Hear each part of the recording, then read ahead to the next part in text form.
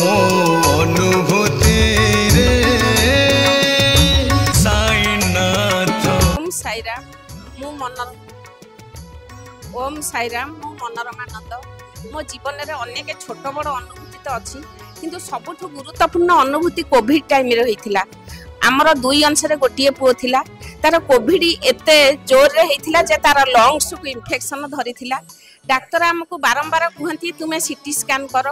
आमे किंतु जो दिन ता पर दिन सीटी स्कैन करने को नबाकू चाहूलु से दिन राति रे आम पुअर देह एते सीरीयस है जे आमे बाध्य होई मेडिकल पठेलु।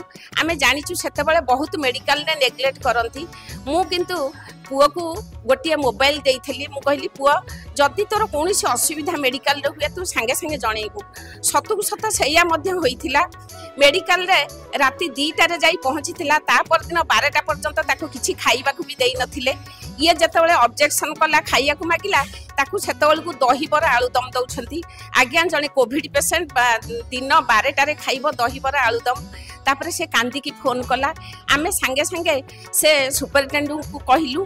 तापरे आम घर पाखे जने सांबादिक थिले ताकू नै कि आमे गलु बालियंता थाना पुलिस की मध्य कहलु।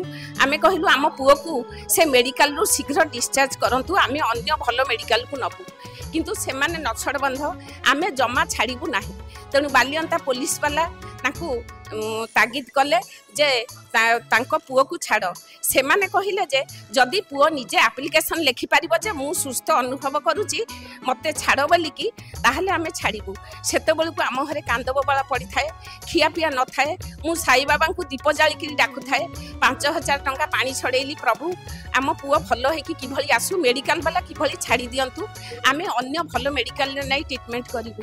तापरे सतु सत साई बाबा को दुख जणया परे से मेडिकल रु से डिस्चार्ज हैला। तापर दिन सीटी स्कैन कलु। लंग्स पूरा इन्फेक्शन हो जाइथिला अधा अधी। तापर आमे कटक मेडिकल रु कटक जयंत पंडा ठारू मेडिसिन आनी देला को पुओ भलो हैला। सेटा आम जीवन बहुत बड़ अनुभूति।